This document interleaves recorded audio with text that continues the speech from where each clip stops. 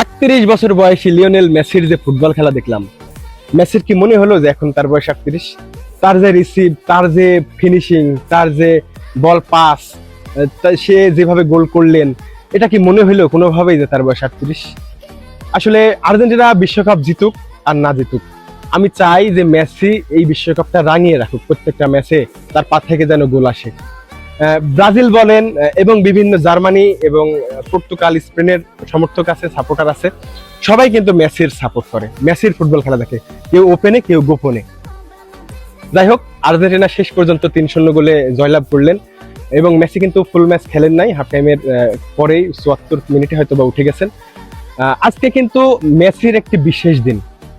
2006 সালের 16 জুন জার্মানিতে হওয়া বিশ্বকাপে লিওনেল মেসি সার্বিয়ার বিপক্ষে 74তম মিনিটে বদলি হিসেবে নামে এবং অভিষেক হয় সেই ম্যাচে, এবং অভিষেক ম্যাচেই 14 মিনিটের মাথায় লিওনেল মেসি কার্লোস তেভিসের পাস থেকে কিন্তু গোল করেন।